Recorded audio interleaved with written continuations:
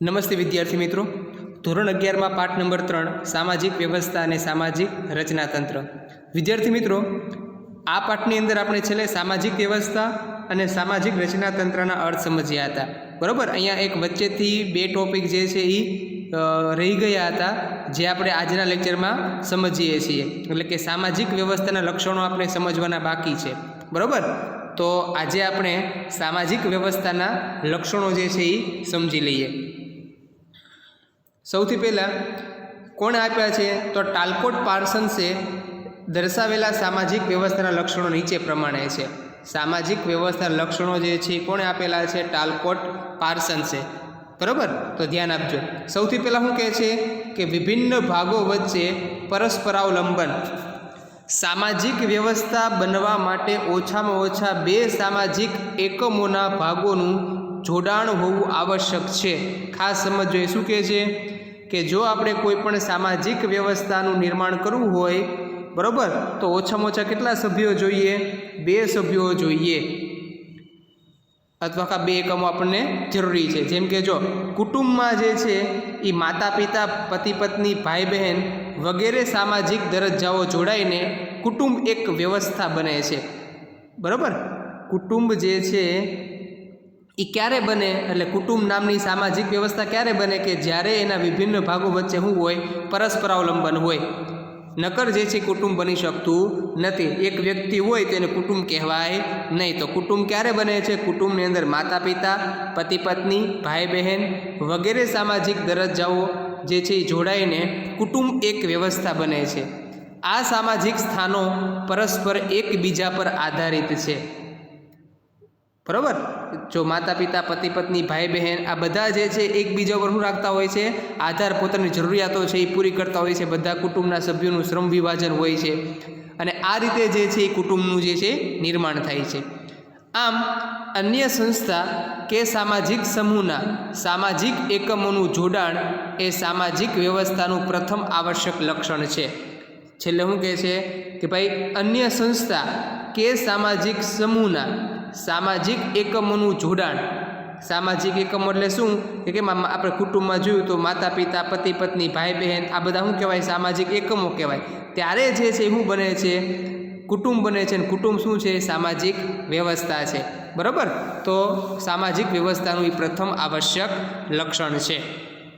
ત્યાર પછી બીજો મુદ્દો, સામાજિક વ્યવસ્થામાં સ્થિરતા હોવી જોઈએ. માનવ સમાજની જરૂરિયાતો પરિપૂર્ણ કરવા માટે વ્યવસ્થાએ લાંબા સમયગાળા સુધી સ્થિરતા ધારણ કરવી પડે છે. માનવ સમાજની જે આપણી જરૂરિયાતો છે, બરાબર, એ પૂરી કરવા માટે વ્યવસ્થાએ લાંબા સમયગાળા સુધી સ્થિરતા ધારણ કરવી જોઈએ. પરિવર્તન આવવું જોઈએ નહીં. એટલે તમે જો કુટુંબના સભ્યો પોતાની જરૂરિયાતો પૂરી કરવા માટે શું કરતા હોય છે? શ્રમ વિભાજન કરતા હોય છે. કે પપ્પા જે છે એ વ્યવસાય કરતા હોય, મમ્મી છે એ ઘરકામ કરતા હોય છે. બરાબર, આવું થાય ત્યારે તે કુટુંબ જે છે એ સંસ્થા કેવી થાય છે? ટકી રહે છે. ઘણા કુટુંબમાં તમે જોજો કે આવી જે સામાજિક વ્યવસ્થા છે એ વ્યવસ્થિત ચલાવી શકાતી હોતી નથી, કારણ કે કુટુંબના સભ્યોનું યોગ્ય શ્રમ વિભાજન હોતું નથી. તો માનવ સમાજની જરૂરિયાતો પરિપૂર્ણ કરવા માટે વ્યવસ્થાએ લાંબા સમયગાળા સુધી સ્થિરતા ધારણ કરવી પડે છે. એટલે કે દરેક વ્યવસ્થા પોતાની આગવી ઓળખ બનાવી અનુકૂલન સાધે છે. દરેક વ્યવસ્થા પોતાની આગવી ઓળખ બનાવી શું સાધતી હોય છે? અનુકૂલન. આમ સામાજિક વ્યવસ્થામાં પરિવર્તન આવવા છતાં મૂળભૂત સામાજિક વ્યવસ્થા જળવાઈ રહે છે. તમે જો કુટુંબ જે છે એ પહેલાં કેવું હતું? સંયુક્ત કુટુંબ હતું ને. પહેલાં કયું કુટુંબ જોવા મળતું હતું? સંયુક્ત કુટુંબ. હજી પણ જોવા મળે છે, પરંતુ હવે એમાં ઘણા બધા શું આવ્યા છે? પરિવર્તન આવ્યા છે. વિભક્ત કુટુંબ થઈ રહ્યા છે. પણ અહીંયા શું કહે છે? જો પરિવર્તન પામે છે, પણ પોતાની વ્યવસ્થા ટકાવી રાખવા માટે પરિવર્તન સાથે અનુકૂલન સાધવું પડે છે. અહીંયા બરાબર શું કહે છે? અહીંયા કે અનુકૂલન સાધે છે. દરેક વ્યવસ્થા જે છે એ વ્યવસ્થા પોતાની સાથે શું સાધે છે? અનુકૂલન સાધે છે. પરિવર્તન આવે છે ત્યારે. અને આમ સામાજિક વ્યવસ્થામાં પરિવર્તન આવવા છતાં મૂળભૂત સામાજિક વ્યવસ્થા જળવાઈ રહે છે. એટલે સંયુક્ત કુટુંબમાંથી વિભક્ત કુટુંબ થયા, પણ કુટુંબ જે છે એ પોતે જે વ્યવસ્થા જે સામાજિક વ્યવસ્થા તરીકે એમ નામ શું થઈ છે જળવાઈ રહી છે। તો પહેલાં શું કીધું, વિભિન્ન ભાગો વચ્ચે પરસ્પર અવલંબન, બીજા મુદ્દામાં સામાજિક વ્યવસ્થામાં સ્થિરતાની વાત કરી, અને હવે શું કહે છે કે સામાજિક વ્યવસ્થામાં શું આવતું હોય છે, પરિવર્તન પણ આવતું હોય છે, બરાબર।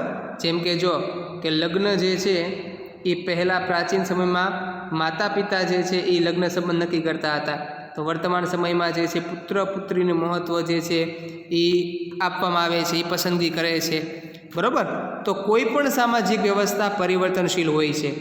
આ સામાજિક વ્યવસ્થા અમુક હદ સુધી સ્થિર રહીને પરિવર્તન પામતી હોય છે, બરાબર। હમણાં કીધું કેમ પહેલાં કયા કુટુંબ હતા, સંયુક્ત કુટુંબ, બધા સાથે કાકા દાદાના જે છે પેઢી સાથે રહેતી હતી, પણ હવે ધીમે ધીમે કરતાં કેવા કુટુંબ થઈ રહ્યા છે, વિભક્ત કુટુંબ થઈ રહ્યા છે। તંત્રને પોતાની વ્યવસ્થા ટકાવવા માટે પરિવર્તનની સાથે અનુકૂલન સાધવું જરૂરી બને છે, અને જેમાંથી પરિવર્તન ઉદ્ભવે છે। એટલે કોઈ પણ વ્યવસ્થાને ટકાવી રાખવા માટે જે પરિવર્તન થતું હોય એ પરિવર્તન સાથે જે છે એ આપણે અનુકૂલન સાધવું જરૂરી છે, અને એમાંથી જ તે પરિવર્તન ઉદ્ભવે છે। તો સામાજિક વ્યવસ્થાના લક્ષણો કેટલા છે? 3 લક્ષણો છે। એમાં સૌથી પહેલું કેની વાત કરે છે? વિભિન્ન ભાગો વચ્ચે પરસ્પર અવલંબન, એટલે કુટુંબની અંદર જે છે અલગ અલગ જે વિભાગો સભ્યો હોય છે, બરાબર, એની એક શું બને છે? વ્યવસ્થા બને છે। કોઈ પણ સંસ્થા હોય એની વચ્ચે જે છે એ સભ્યો વચ્ચે શું હોય છે? પરસ્પર અવલંબન હોય છે। ત્યાર પછી સામાજિક વ્યવસ્થામાં સ્થિરતા, અમુક હદ સુધી શું રહે છે? સ્થિરતા ધારણ કરવી પડે છે। અને છેલ્લે શું કહે છે? સામાજિક વ્યવસ્થામાં પરિવર્તન, કે કોઈ પણ સામાજિક વ્યવસ્થા હોય છે કેવું હોય છે? પરિવર્તનશીલ હોય છે, અને આ સામાજિક વ્યવસ્થા અમુક હદ સુધી સ્થિર રહીને પરિવર્તન પામતી હોય છે, બરાબર। ચાલો, ત્યાર પછી લક્ષણો સમજ્યા પછી સામાજિક વ્યવસ્થાના આપણે પાસાઓ સમજીએ। સામાજિક વ્યવસ્થાના પાસાઓ, એમાં શું કહે છે? કેટલા પાસા છે? ઉપજૂથ, ભૂમિકા, સાંસ્કૃતિક મૂલ્યો અને સામાજિક ધોરણો આ એકબીજા સાથે જોડાયેલા છે, અને એના દ્વારા શું પ્રાપ્ત થાય છે? ધ્યેય પ્રાપ્ત થાય છે, બરાબર। ચાલો સમજીએ। સૌથી પહેલાં ઉપજૂથ વિશે, કે કોઈ પણ સમાજમાં અનેક જૂથો હોય છે, દરેક જૂથ સામાજિક આંતરક્રિયાની વ્યવસ્થા છે, બરાબર। કે ભાઈ ઉદાહરણ તરીકે જે છે એ ભાવનગર જે છે એ જૂથ છે, બરાબર। ભાવનગરને આપણે શું ગણીએ? જૂથ ગણીએ। તો એના જે છે એ પેટા જૂથ તળાજા જેટલા તાલુકા આવ્યા છે બધા એના શું કહેવાશે? ઉપજૂથ કહેવાશે। તો આ બધા સાથે શું થતી હોય છે? આંતરક્રિયા। કોઈ પણ ઉપજૂથ જૂથના પેટા ભાગરૂપે વિકસેલું હોવાથી તેને ઉપજૂથ કે પેટા જૂથ કહેવામાં આવે છે, બરાબર। કોઈ પણ ઉપજૂથ જૂથના પેટા ભાગરૂપે વિકસેલું હોવાથી, કે ભાઈ કોઈ પણ આપણે વાત કરી ભાવનગર જે જૂથ છે, તો બધા તાલુકાનો વિકાસ છે કોના કારણે થયો છે? ભાવનગરના કારણે થયો છે, બરાબર। તો ભાવનગર જે જૂથ કહેવાય, પણ એના બધા તાલુકા જે છે એ બધા શું કહેવાશે? ઉપજૂથ કહેવાશે। વ્યક્તિઓ અનેક ઉપજૂથોમાં વિવિધ પ્રકારના સામાજિક સ્થાનો ધરાવે છે, ધરાવતા હોય ને। જેમ કે જો કોઈ મહિલા જે છે એ મહિલા મંડળમાં જે છે પ્રમુખ હોય છે, મહિલા મંડળમાં શું હોય છે? પ્રમુખ હોય છે। અને ઘરની અંદર કુટુંબની અંદર જે છે એનો દરજ્જો જે છે એ કેવો હોય છે? સ્ત્રી તરીકેનો દરજ્જો હોય છે, ઘરકામ કરતી હોય છે। તો આવી રીતે જે છે એ વ્યક્તિઓ અનેક ઉપજૂથમાં વિવિધ પ્રકારના સામાજિક સ્થાનો છે ધરાવતા હોય છે। આ સ્થાનોને આધારિત વિવિધ ભૂમિકા ભજવવા માટે તે આંતરક્રિયા કરે છે। કુટુંબની અંદર હું તમને એમ કહું કે કુટુંબમાં કોઈ સ્ત્રી છે, તો સ્ત્રીનો દરજ્જો જે છે એ દરજ્જા તરીકે કુટુંબના ઘરનું શું કરવાનું છે? કામ કરવાનું છે, તેની શું થઈ? ભૂમિકા થઈ। હવે એ જ સ્ત્રી મહિલા મંડળમાં જે છે પ્રમુખ છે, તો ત્યાં એને જુદી રીતે પોતાની ભૂમિકા ભજવવાની હોય છે। તો વ્યક્તિનું જેવું સ્થાન હોય છે એ પ્રમાણે એને શું ભજવવાની હોય છે? ભૂમિકા ભજવવાની હોય છે। જૂથ અને ઉપજૂથનો ખ્યાલ કેવો છે? સાપેક્ષ છે। આંતરક્રિયાની કઈ વ્યવસ્થાને આપણે જૂથ તરીકે ઓળખાવીએ છીએ તેના પર ઉપજૂથના ખ્યાલનો આધાર છે। આપણે કોને જૂથ ગણીએ છીએ અને કોને ઉપજૂથ ગણીએ છીએ એ ત્યારે જૂથ નક્કી કરીએ ત્યારે ઉપજૂથ નક્કી થાય છે, બરાબર। જેમ કે જુઓ, ભારતને આપણે જૂથ તરીકે ગણીએ તો તેના રાજ્યો ગુજરાત, મહારાષ્ટ્ર, પંજાબ વગેરે બધા શું કહેવાય? ઉપજૂથ કહેવાય, ખાસ સમજો, આપણે કોને જૂથ ગણ્યું? ભારતને જૂથ ગણ્યું તો ગુજરાત શું કહેવાય છે? ઉપજૂથ કહેવાય છે. પણ તમે ગુજરાતને જૂથ ગણો તો ભાવનગર શું કહેવાશે? ઉપજૂથ કહેવાશે. ભાવનગરને તમે જૂથ ગણો તો તળાજા શું કહેવાશે? ઉપજૂથ કહેવાશે. એટલે ખાસ પહેલાં જૂથ નક્કી કરવું પડે છે. જૂથ આપણે નક્કી કરીએ ત્યાર પછી છે ઉપજૂથ નક્કી થાય છે. તો અહીંયા શું કહે છે કે ભારતને જૂથ તરીકે ગણીએ તો તેના રાજ્યો ગુજરાત, મહારાષ્ટ્ર અને પંજાબ વગેરે ઉપજૂથો છે. ગુજરાતને આપણે જૂથ તરીકે ગણીએ તો તેના જિલ્લાઓ જે છે એ ઉપજૂથો છે. જો કોઈ એક શાળાને આપણે જૂથ તરીકે ગણીએ તો તેના વિદ્યાર્થીઓ, શિક્ષકો, વહીવટી કર્મચારીઓ, સેવકગણ એટલે પટ્ટાવાળા વગેરે તેના ઉપજૂથો છે. આમ સમાજના સભ્યો અનેક ઉપજૂથના વિવિધ દરજ્જાઓ ધરાવતા હોય છે. ઘરમાં જે છે એ સૌથી દરજ્જો, ઘરમાં દરજ્જો પપ્પાનો દરજ્જો છે એ પપ્પા તરીકેની ભૂમિકા ભજવવાની હોય છે. પણ એ જ્યાં નોકરી કરતા હોય, બરાબર, હવે ન્યાયી શિક્ષક છે તો એને શિક્ષક તરીકેની જે ભૂમિકા ભજવવાની હોય છે તો એનો શિક્ષકનો દરજ્જો છે ઉપજૂથનો દરજ્જો છે. સમજાણું? તો આમ સમાજના સભ્યો વચ્ચે ઉપજૂથના વિવિધ દરજ્જાઓ ધરાવે છે. દરેક ઉપજૂથમાં વિભિન્ન દરજ્જાઓનો કોટિક્રમ રચાયેલો હોય છે. જેમ કે જો વિદ્યાર્થી, શાળામાં જોઈએ વિદ્યાર્થી, શિક્ષક, પછી આચાર્ય, આ બધા શું છે? ઉપજૂથ કહેવાય. તો આમાં સૌથી ઊંચો દરજ્જો કોનો કહેવાય? આચાર્યનો. ત્યાર પછી શિક્ષકનો દરજ્જો, ત્યાર પછી કોનો દરજ્જો આવે છે? વિદ્યાર્થીનો દરજ્જો આવે છે. આમ ઉપજૂથમાં વિભિન્ન દરજ્જાઓનો કોટિક્રમ જે છે એ રચાયેલો હોય છે. તો પહેલાંમાં આપણે શું સમજવાનું છે? ઉપજૂથો એટલે કે ભાઈ કોઈ પણ સમાજમાં અનેક જૂથો હોય છે. એ જૂથના પાછા શું હોય છે? પેટા એટલે ઉપજૂથ હોય છે. અને દરેક વ્યક્તિ વિવિધ પ્રકારના ઉપજૂથનો છે એ સભ્ય હોય છે. અને જ્યારે જૂથ નક્કી થાય છે ત્યાર પછી શું નક્કી થતા હોય છે? ઉપજૂથ છે એ નક્કી થતા હોય છે. અને આપણને અહીંયા ઉદાહરણ દ્વારા સમજાવ્યા. કેટલા ઉદાહરણ સમજાવ્યા? એક શાળાનું અને એક ભારતનું ઉદાહરણ અહીંયા આપણને સમજાવ્યું છે. ત્યાર પછી ભૂમિકા હંમેશા યાદ રાખવાનું. દરજ્જો એટલે શું આવે? ભૂમિકા આવે. બરાબર કે ભાઈ સામાજિક વ્યવસ્થામાં વ્યક્તિના વિવિધ દરજ્જાઓ હોય છે. ઉદાહરણ તરીકે જુઓ, શાળામાં જે છે એ શિક્ષક તરીકેનો દરજ્જો છે એનો, કે ભણાવવાની કાર્ય કરવાનું છે. હવે ઘરે જાય, કુટુંબમાં જશે તો કુટુંબની અંદર જે છે એનો દરજ્જો જે છે એ પપ્પાનો હશે. તો પપ્પાના દરજ્જા તરીકે એની ભૂમિકા ભજવવાની હોય છે. સમજાણું? એટલે વિવિધ પ્રકારના શું હોય છે? દરજ્જા હોય છે. અને દરજ્જા પ્રમાણે શું ભજવવાની હોય છે? ભૂમિકા ભજવવાની હોય છે. આ દરજ્જાના સંદર્ભમાં સામાજિક ધોરણો પ્રમાણે વ્યક્તિ જે કાર્યો કરે છે તેને ભૂમિકા કહેવામાં આવે છે. કે ભાઈ આ પ્રકારનું વર્તન કરવું જોઈએ, આવું વર્તન ન કરવું જોઈએ. જે વ્યક્તિની ફરજોનો નિર્દેશ કરે છે. ટીક કરી નાખજો. આ ભૂમિકા એ દરજ્જાનું કેવું પાસું છે? વર્તનલક્ષી પાસું છે. એટલે જે પ્રમાણે દરજ્જો હોય તો તે પ્રમાણે જે છે એ એની ભૂમિકા જે છે એ ભજવવાની હોય છે. બરાબર? જોજો આગળ કે સામાજિક વ્યવસ્થામાં દરેક વ્યક્તિને વિવિધ ઉપજૂથોમાં વિવિધ ભૂમિકા ભજવવાની હોય છે. જેમ કે શાળામાં આચાર્ય શાળાનું શું કરે? સંચાલન કરે. શિક્ષક ભણાવે, વિદ્યાર્થી ભણે. વહીવટી કર્મચારી કાર્યાલયનું કામ કરે. સેવકગણ સેવાનું કામ કરે. આ કાર્યો તેમની ભૂમિકા નિર્દેશિત કરે છે. સમજાણું? એટલે શિક્ષકનો દરજ્જો છે તો એ પ્રમાણે હું પોતાની ભૂમિકા ભજવવાની હોય, ભણવાની ભૂમિકા ભજવવાની હોય. વિદ્યાર્થી જે છે એને ભણવાની ભૂમિકા ભજવવાની હોય છે, શિક્ષક જે ભણાવે. વહીવટી કર્મચારી હોય તેને ક્લાર્કની ભૂમિકા ભજવવાની હોય છે. આમ સામાજિક વ્યવસ્થામાં દરેક વ્યક્તિને વિવિધ ઉપજૂથોમાં વિવિધ ભૂમિકા ભજવવાની હોય છે. તમને બે ઉદાહરણ આપ્યા. બરાબર? એક કુટુંબનું અને શિક્ષકનું. કે ઉદાહરણ તરીકે કુટુંબમાં જે છે એ પપ્પાનો દરજ્જો છે તો એ શું કરશે? બાળકના પોતાના કુટુંબનું ભરણ પોષણ કરવાની એની ભૂમિકા છે.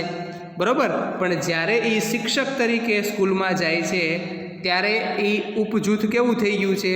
એનું બદલાઈ ગયું છે. અને ઉપજૂથ બદલાઈ ગયું એટલે એ વ્યક્તિની ભૂમિકા પણ બદલાઈ ગઈ. એટલે શિક્ષક તરીકે એને પોતાના જે વિદ્યાર્થીઓ જે છે એને ભણાવવાના હોય છે. આમ વ્યક્તિનો જે દરજ્જો હોય છે એ પ્રમાણે એને ભૂમિકા છે એ ભજવવાની હોય છે. બરાબર? તો બીજો મુદ્દો શું આવે છે? ભૂમિકા.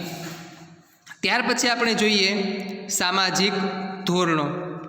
ચાલો ધ્યાન આપજો.